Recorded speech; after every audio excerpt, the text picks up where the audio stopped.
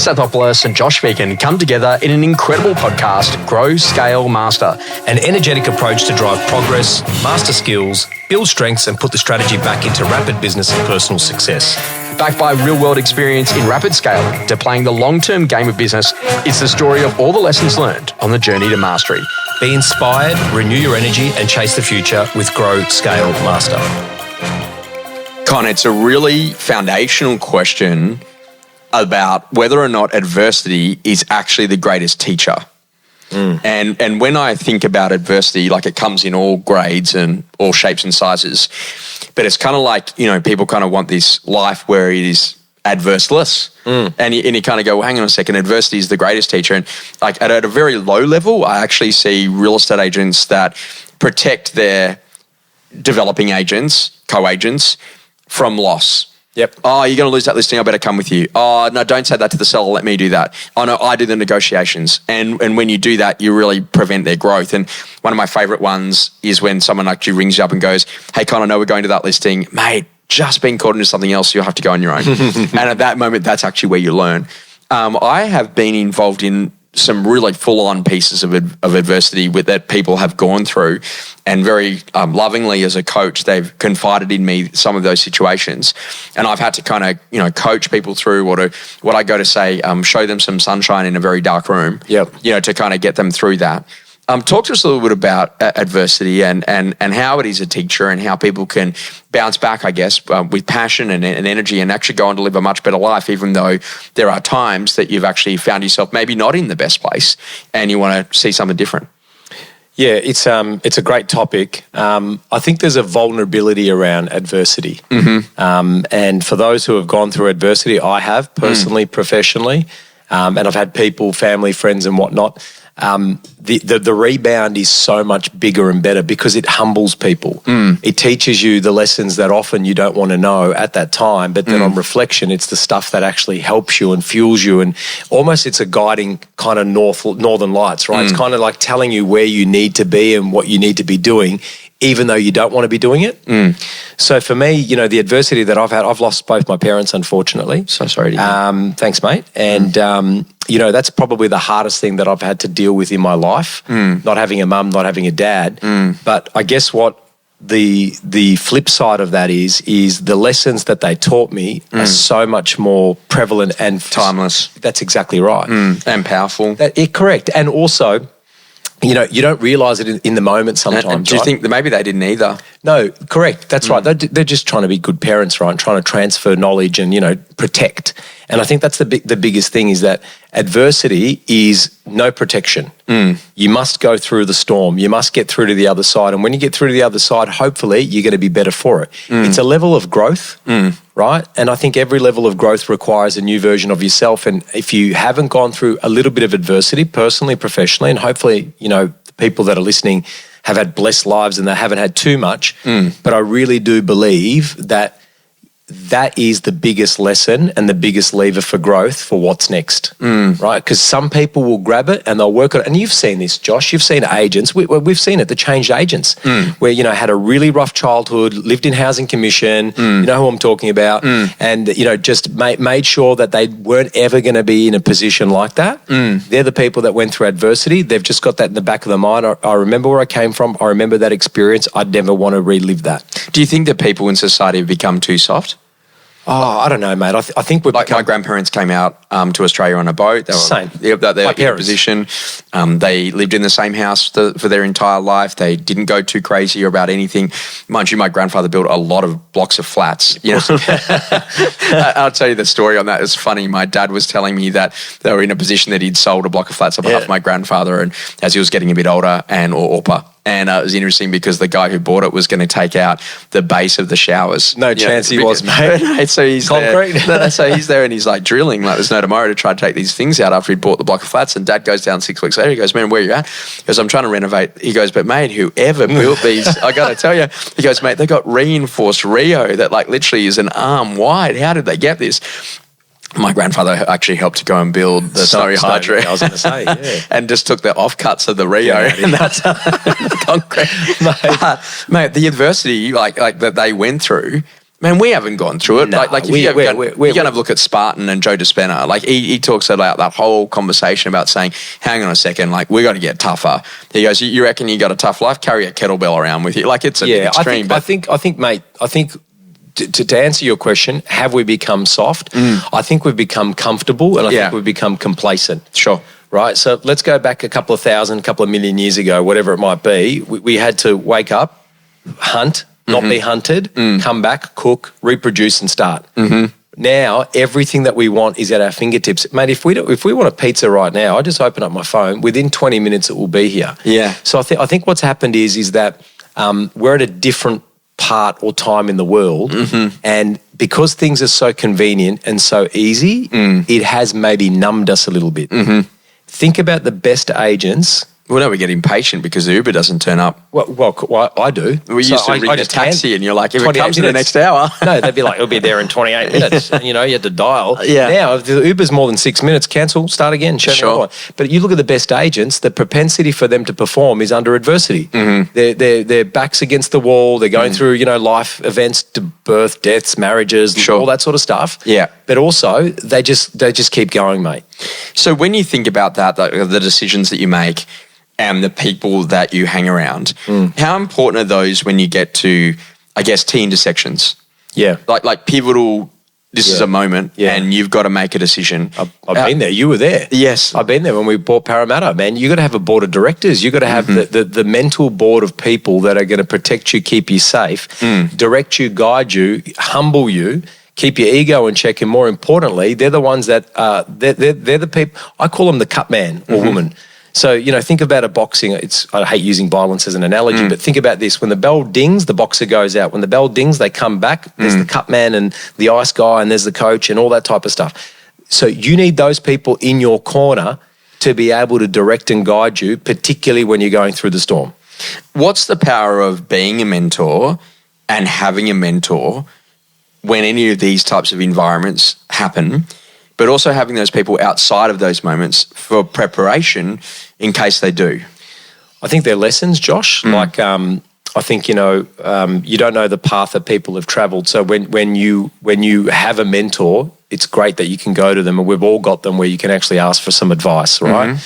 But I think when you're mentoring someone, you're actually learning from them as well at the same time as passing on information, whether you've experienced it or not. So I think that the beauty about being a mentor or being mentored is your ability to curate experiences. And, kind of when you get to that T intersection, you kind of work out and go, well, hang on a second, who's going to keep me safe? Who's going to keep me aligned? Who's going to give me the right advice? And more importantly, how am I going to be directed through this to get to the other side? If you think about like creativity when a challenge appears, yes, and it's kind of funny because I've these questions that we've been asking, and one of the questions is like, when you're in a challenging moment, how do you want to be today? And the thing that keeps on coming up for me is I actually want to be creative. Because I want to find my way out of the box. Yeah, okay. I want to try to solve the problem. Yeah. And I actually love solving problems. Yeah. I know that sounds funny, but that's my favourite part of the business. Yeah. So when you think about that, creativity, could people use more of it in business to assist them in going, well, how could I fix this or change this? 100%. I mean, just because we did it that way doesn't mean we do it all, that way all the time. So I think, creativity in business, I mean, Super Saturday came from an idea, and that was born out of, probably future adversity. So I think creativity is, and I think that's what we've kind of lost, that innocence, that time and space to be able to actually think, right, as opposed to do. I know what your day's like. I know what my day's like. The phone's going mental, text messages, calls, WhatsApp, emails, meetings, etc. When are you actually taking time to reflect? So for me, Fridays are usually the day that I work on the business, I work on myself, and I'm thinking about, how can we make things easier? What's the next level of customer experience look like without trying to be cute or cliche, right? So yeah, I think so. Creativity is an incredible part. And what about just like learning how to become a great problem solver? When you hear people, do you reckon you can learn that? Absolutely. So tell me models. Okay. So push a model through it. So okay, great. So now take it from a different perspective. So here's the problem. The customer said this. Okay, great. So how could we solve that? Yeah. If you were the customer, how would you be feeling? Yeah, correct. Or was it in this moment or before the moment that issue happened? Yeah, good. So as an example, we keep on getting people getting really upset because of the way that they feel their offer was handled. Yep. Okay, great. So could we develop a one-pager that says this is what happens now you've made an offer? Yeah. You'd have that in your business, 100%. Yeah, right, like 2,000 transactions a year. Yeah. Surely you've got that. Yeah. When I go to most real estate practices, they don't have a one pager. You're in a multi-offer situation. What happens now? Yeah, correct. You're going to bid on auction. This is what actually happens. Like, why do we not have these one pages? Because we're not being creative. We're not thinking about the problem. We're just dealing with what's with the symptom. 100%. Instead, we're going to go and put someone on full time to deal with complaints when a business gets big. Yeah. And this is the whole conversation.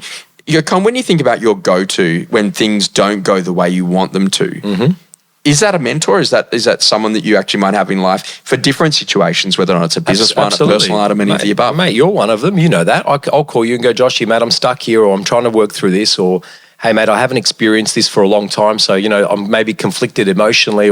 So I'm a big believer that, the head is the logic part, the heart is the emotion part, and the gut is the instinct part.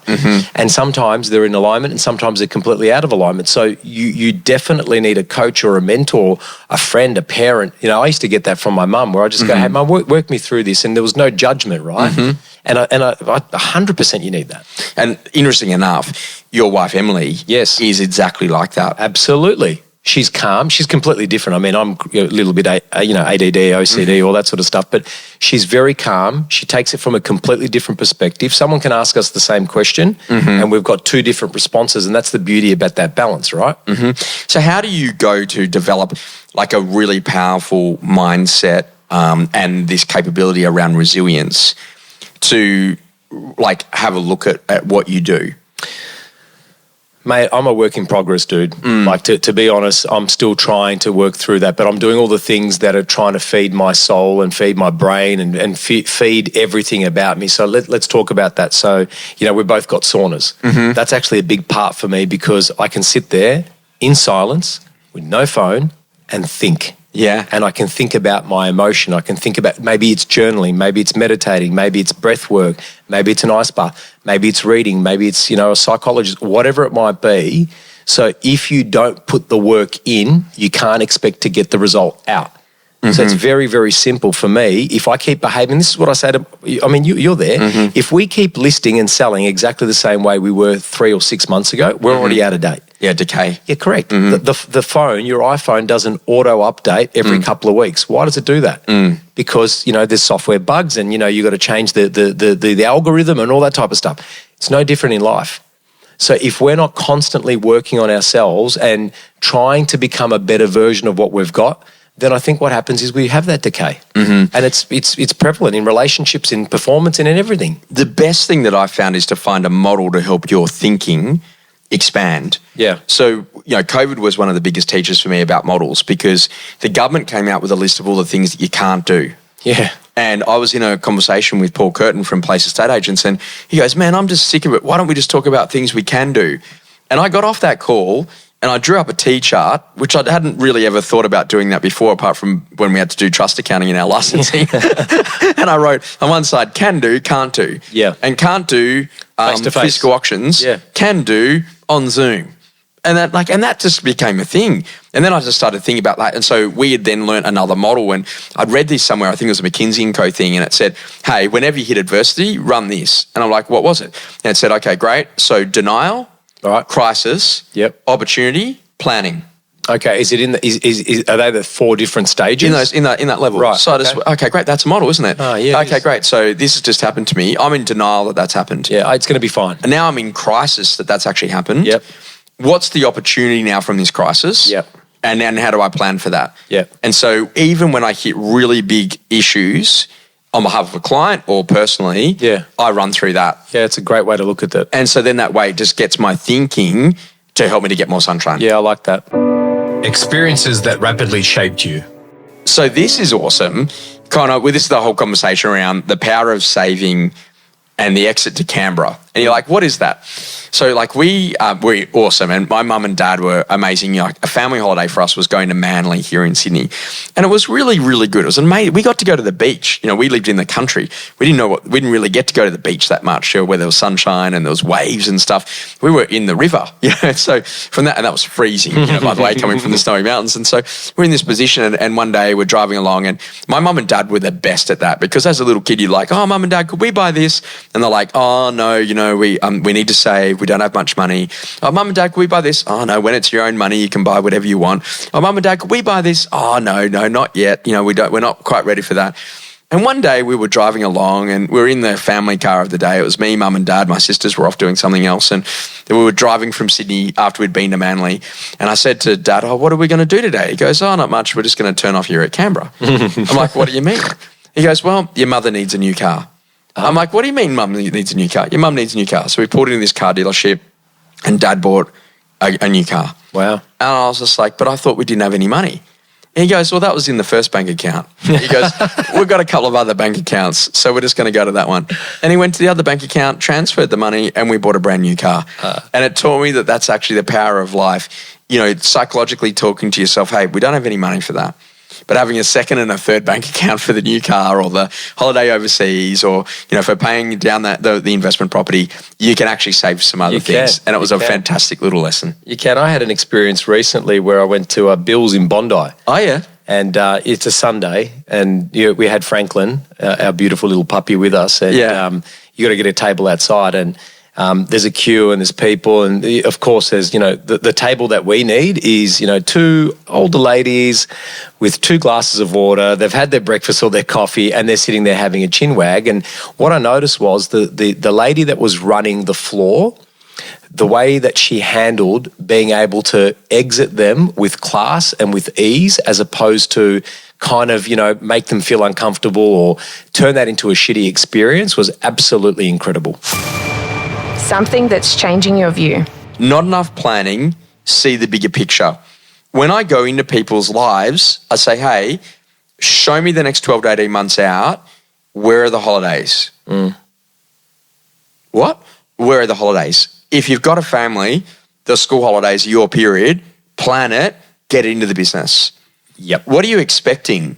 You know, shortly we've got an election. Yeah. That was always going to happen. Yeah. So like literally just plan a year and get really full on about it. And Carly, my team, is already planning our 2027 dates. Yeah, wow. And I'm like, is there 26 coming up first? Oh, we've already done that. And she's like, no, we've already done that. She said, we've already sold our events, the first series of events for 2026 now.